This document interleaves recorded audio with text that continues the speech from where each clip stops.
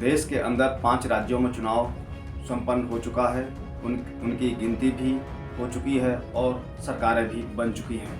आज उन सभी राज्यों में जो 5 राज्यों में चुनाव हो रहा था, उन 5 राज्यों में सबसे बड़ा राज्य उत्तर प्रदेश। हम आपको आगे बताएंगे, आप खबर के अंत तक बने रहें। शिवसेना के सांसद संजय राउत जी ने क्या स्टेटमेंट दिया है और उन्होंने आखिर उन 2 महान नेताओं के लिए भारत रत्न की क्यों मांग की है, वो हम उनका कथन सुनाएंगे। और जिस तरह से आप ये देख रहे हैं कि उत्तर प्रदेश के अंदर भाजपा की इतनी प्रचंड जीत को दिखाया गया है, लेकिन मीडिया वाले पंजाब की बात करने से कतरा रहे हैं।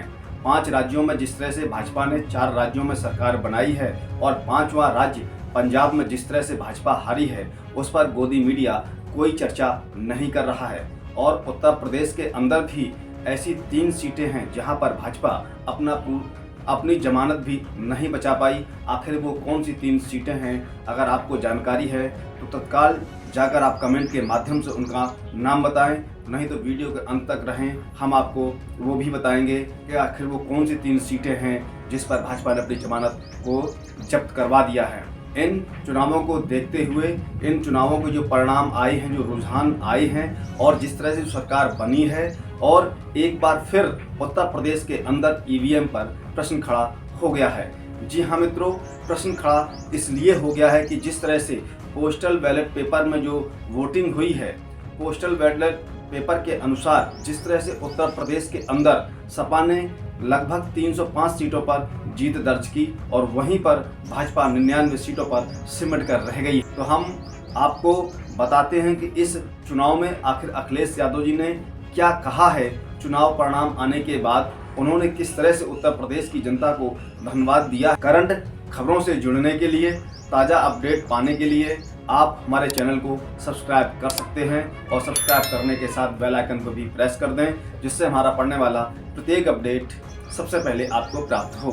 तो हम सबसे पहले आपको ले चलते हैं उत्तर प्रदेश के पूर्व मुख्यमंत्री श्री अखिलेश यादव और समाजवादी पार्टी के राष्ट्रीय अध्यक्ष श्री अखिलेश यादव के उन ट्वीट को दिखाते हैं जो उन्होंने ट्वीट किए हैं। तो हम सबसे पहले आपको मोबाइल की स्क्रीन पर ले चलते हैं। अखिलेश यादव जी ने लिखा है कि पोस्टल बैलेट में सपा गठबंधन को मिले 91.5% वोट व उनके हिसाब से 304 सीटों पर हुई सपा गठबंधन की जीत चुनाव का सच बयान कर रही है। इसके आगे उन्होंने लिखा है कि पोस्टल बैलेट पेपर डालने वाले हर उस सच्चे सरकारी कर्मचारी, शिक्षक और मतदाता का धन्यवाद जिसने पूरी ईमानदारी से हमें वोट दिया। सत्ताधारी याद रखें कि छल से बल नहीं मिलता है। तो इस तरह से उन्होंने ट्वीट देकर सीधे ईवीएम पर प्रश्न खड़ा कर दिया है। हम इनका दूसरा ट्वीट आपको सुनाते हैं। दूसरे ट्वीट में ये लिखते हैं कि लालू यादव जी को इस रूप में जाना जाएगा कि उम्र के आखिरी पड़ाव पर भी वो जेल जाना मंजूर किए पर घुटने नहीं टेके। मायावती जी को इसलिए याद किया जाएगा कि वो अपने भाई को बचाने के लिए समाज का सौदा कर दी।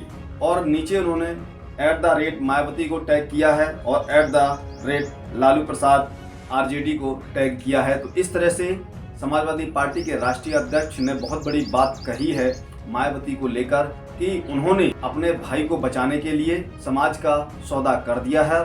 सबसे पहले हम आपको ट्वीट दिखाते हैं जो ANI ने ट्वीट किया है, और ये ट्वीट संजय राउत को लेकर, उनके कथन को लेकर इन्होंने ट्वीट किया है और लिखा है कि बीजेपी को बड़ी जीत मिली है। यूपी उनका राज्य था, फिर भी अखिलेश यादव की सीटें बढ़ गई हैं। बीजेपी की जीत में मायावती और OBC का योगदान है। इन सबको पद्म विभूषण और भारत रत्न देना पड़ेगा। हम लोग खुश हैं कि हार जीत होती रहती है, आपकी खुशी में हम भी शामिल हैं। संजय राउत, शिवसेना। ये उनके जो उन्होंने कहा है, मीडिया के सामने कहा है और न्यूज़ 24 चैनल के माध्यम से हम आपको वो वीडियो क्लिप भी दिखा रहे हैं जिस पर संजय राउत ने सीधे उत्तर प्रदेश की पूर्व मुख्यमंत्री और ओवैसी ने जो उत्तर प्रदेश के अंदर लोकतंत्र के साथ जनता को गुमराह करने का काम किया है, उन दोनों के लिए पद्म विभूषण और भारत रत्न की मांग कर डाली, जिसको देखते हुए अब देश की केंद्रीय सरकार को सोचना पड़ेगा कि इनको भारत रत्न दिया जाए तो किस नाम से दिया जाए, धोखेबाजी के नाम से या अपने आप को आत्मसमर्पण के नाम से। ये उन्होंने एक प्रश्न छोड़ दिया है। तो हम आपको सुनवाते हैं संजय राउत जी का वो बयान। देखिए, भारतीय जनता पार्टी को बड़ी जीत मिली है। उत्तर प्रदेश तो उनका ही राज्य था, फिर भी अखिलेश यादव की सीटें बहुत बढ़ गई है। 42 से 125 के ऊपर चली गई, 3 गुना बढ़ गई। मायावती का योगदान है बीजेपी के विजय में, वो तो मानना पड़ेगा। ओबीसी का भी है, तो उनको पद्म विभूषण भारत रत्न देना पड़ेगा अभी सबको। लेकिन हम लोग खुश है कि पार्लियामेंट्री डेमोक्रेसी में हार जीत होती है। उत्तर प्रदेश, गोवा, उत्तराखंड में बीजेपी जीत गई है, उससे हमें दुख होने का कोई कारण नहीं है। आपके खुशी में हम भी शामिल हैं। उत्तराखंड के मुख्यमंत्री क्यों हार गए, गोवा में 2 डिप्टी सीएम हार गए। लेकिन सबसे बड़ा चिंता का विषय है पंजाब। पंजाब में भारतीय जनता पार्टी एक राष्ट्रीय पार्टी, एक प्रखर राष्ट्रवादी पार्टी, पंजाब जैसे सीमावर्ती राज्य में भारतीय जनता पार्टी को वहाँ के लोगों ने, मतदारों ने पूरी तरह से नकारा, रिजेक्ट कर दिया। ये चिंता की बात है। इतनी बड़ी ताकत प्रधानमंत्री, गृह मंत्री, रक्षा मंत्री सब ने वहाँ झोंक कर प्रचार किया था, फिर भी पंजाब में आप क्यों हार गए?